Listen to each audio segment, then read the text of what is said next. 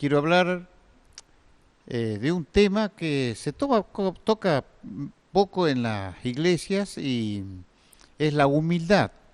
El diccionario dice la definición virtud que consiste en estar libre de orgullo.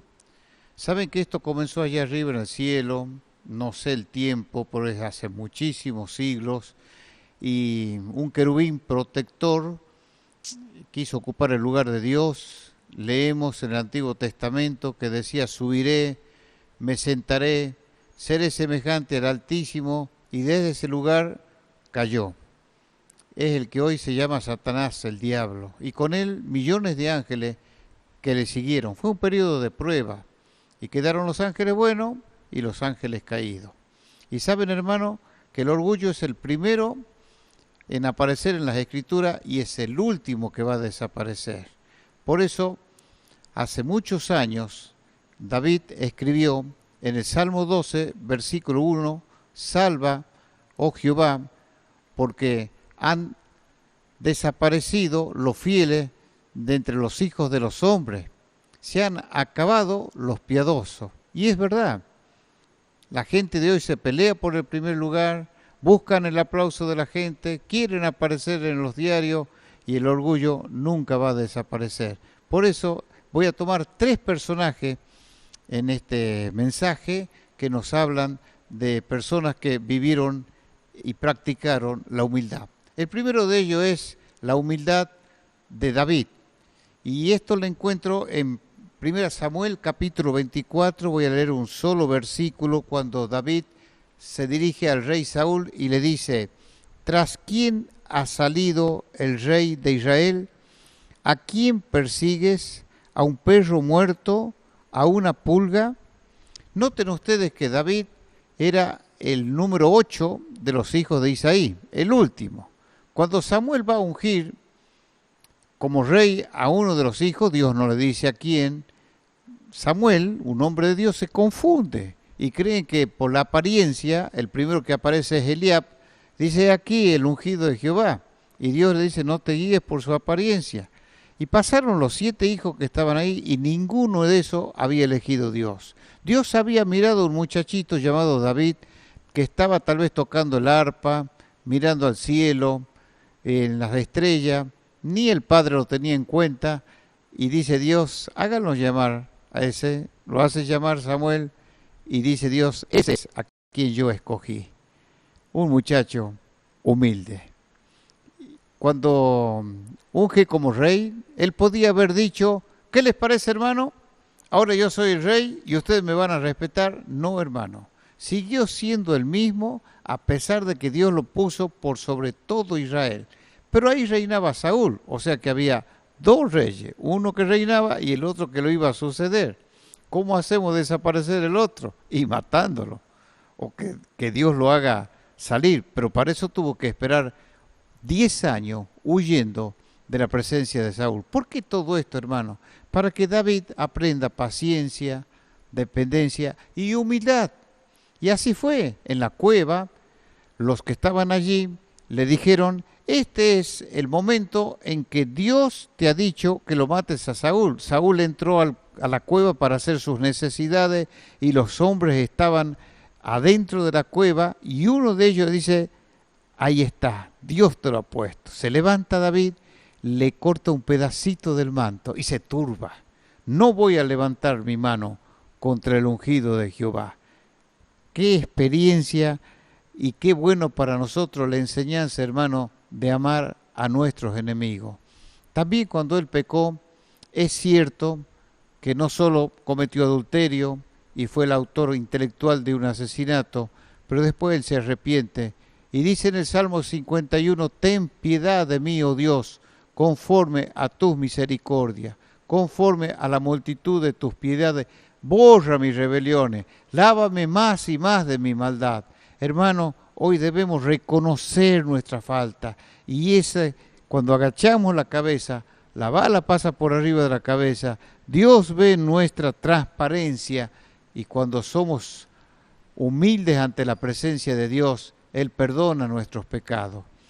Y por último, en este punto que estoy tocando de David, Él ya es ancianito y dice en Primera Crónica, el capítulo 29 y el versículo 14, porque ¿quién soy yo y quién es mi pueblo para que pudiésemos ofrecer voluntariamente cosas semejantes? Pues todo es tuyo y de lo recibido de tus manos te damos. ¿Se dan cuenta? Aún en la vejez, David decía, ¿quién soy yo? ¿Y quiénes somos nosotros delante de la presencia del Señor? Polvo de la tierra, limitado, impotente. Tenemos que decir, Señor, nada es nuestro, todo es tuyo. Hace muchos años viví una experiencia en la ciudad de Dianfune. Dianfune pertenece a la ciudad de Córdoba y está a 200 kilómetros de Fría, y que era unas Olimpiadas cristianas. Yo nunca participé, fue la única vez que se hizo eso. Entonces había 8 iglesias, generalmente la mayoría de Córdoba, algunas de La Rioja, y bueno, estuvimos ahí participando de carreras de 100 metros, vóley, fútbol, de todo lo que se hace en unas Olimpiadas. De 8 iglesias, ¿sabe cómo salimos? Octavo, último salimos. Pero bueno, me quedé a ver un partido de vóley. Córdoba contra La Cumbre. En ese tiempo el vóley se jugaba hasta los 15 tantos. Iban 14-14. Córdoba hace un punto más, 15-14. De pronto, un amigo mío de La Cumbre remata la pelota y pica adentro. Y el árbitro cobra afuera. ¿Viste cómo son los árbitros? Se equivocan. Entonces, da ganador a Córdoba 16-14, porque se tenía que ganar por 2 tantos de diferencia. Entonces, me acerco al muchacho y le digo, escúchame, ¿por qué no reclamaste? Vos viste que la pelota picó adentro, no te quejaste delante del referí. Entonces él me abrazó y me dijo estas palabras al oído que no lo olvido hace 50 años. Ricardo, ganó el que tenía que ganar. Vamos a tomar un café. Se me cayó la estantería. Yo pensaba ver un muchacho que iba a reaccionar, que iba a gritar como hace la gente del mundo, que fue penal, que fue... Nada. Esa humildad, hasta el día de hoy, la tiene mi hermano. ¿Y tú, hermano, eres humilde? El segundo personaje que quiero traer en este mensaje se llama Juan el Bautista. Y para eso leo 2 citas. Una está en Marcos capítulo 1 y el versículo 7. Predicaba diciendo, viene tras mí el que es más poderoso que yo, aquí no soy digno de desatar encorvada la correa de su calzado. Tenemos otra frase de Juan el Bautista en Juan capítulo 3, versículo 30. Es necesario que él crezca, pero que yo mengüe. Hay 3 escuelas que quiero mencionar respecto a este personaje. Primero está la escuela de los padres. Zacarías y Elizabeth fueron los padres de Juan el Bautista. Lo tuvieron en la vejez. Dios hizo un milagro porque Elizabeth era estéril y aún siendo ya una mujer grande, Dios produjo el milagro y nació Juan el Bautista. Yo quiero decirte a vos, papá y mamá, este es el tiempo de cuidar nuestros hijos. Escucha esta frase: vivimos una generación de hijos huérfanos con padres vivos. La vuelvo a repetir, vivimos una generación de hijos huérfanos con padres vivos. ¿Sabes dónde está tu hijo? ¿Con quién se junta tu hijo? ¿A dónde va tu hija? Esa compañera, ¿qué tal es? Tienes que estar con ellos, especialmente en los primeros años. Todos los profesionales dicen que son lo más importante porque es donde se forma la personalidad. Con razón decía Aristóteles, dadme un hijo hasta los 7 años y después vas a ver que sale derechito. Y tú y yo debemos amar a nuestros hijos. Aún con el papá que se ha ido de la casa, tenemos que encargarnos de nuestros niños. La segunda escuela es la escuela del voto nazareo, que está en Números capítulo 6. La mamá iba tomado de la mano con Juan el Bautista y le dice Juan el Bautista, mamá, ¿puedo comer uva? No, hijo, no puedes comer uva ni tomar vino. ¿Por qué? Porque hemos hecho un pacto con Dios. Ah, mamá, hay una paloma muerta. No puedes tocar un cuerpo muerto. ¿Por qué, mamá? Porque es un voto que hemos hecho a Jehová. Y el pelo, mamá, que lo estoy teniendo tan largo, no te lo puedes cortar porque eres consagrado a Dios. Esa era la escuela del voto nazareo. Pero faltaba otra escuela, la escuela del desierto. Y lo voy a leer en Lucas capítulo 1, que es el capítulo más largo que tenemos en los 4 evangelios. Tiene 80 versículos. Y dice el versículo 80 justamente, y el niño, Juan el Bautista, crecía y se fortalecía en espíritu y estuvo en lugares desiertos hasta el día de su manifestación en Israel. ¿Qué le parece? ¿Por qué estaba en el desierto? Y porque sus padres tal vez ya habían fallecido. Comía langosta, la langosta no la que conocemos nosotros, grande, se le cortaba las patas, la cabeza, se la asaba al fuego. Y la miel silvestre que crecía dentro de las cuevas. Allí Juan el Bautista, con un manto hecho de pelo de camello, un cinturón de cuero, la gente venía de la ciudad a escucharlo. Los publicanos, los pecadores, los soldados. Tenía una voz tan potente y tan lleno del Espíritu Santo que la gente decía, ¿qué debo hacer para cambiar? Increíble la prédica de este hombre que vivió primero 30 años. ¿Y sabe cuánto predicó? Se calcula que 6 meses fue su prédica. ¿Por qué? Porque su primo Jesús ya lo había bautizado y él dijo, he ahí el Cordero de Dios que quita el pecado del mundo. Cuando la gente le pregunta a Juan el Bautista, ¿tú eres el Dios que había de venir? No, yo soy la voz. La voz es para ser escuchada, la persona era para ser vista. Es necesario que él crezca y que yo mengüe. Es increíble Juan el Bautista, que después estuvo en el calabozo 1 año y le cortaron la cabeza. Pero Jesús dijo, de los profetas, el mayor de todos fue Juan el Bautista. Escucha, querido hermano, no es grande el hombre por su atractivo físico, ni por el capital que posee, ni por la fama que haya alcanzado, ni por todo lo que la sociedad de consumo nos quiere hacer creer. Es grande el hombre y la mujer por la capacidad que tiene para soportar los embates del enemigo. Es grande el hombre y la mujer por el alcance de sus propósitos. Es grande el hombre y la mujer por la humildad que posee y por la integridad de su carácter. Por eso decía Alan Simpson, un escritor, ve por la autopista de la humildad, no lleva mucho tráfico.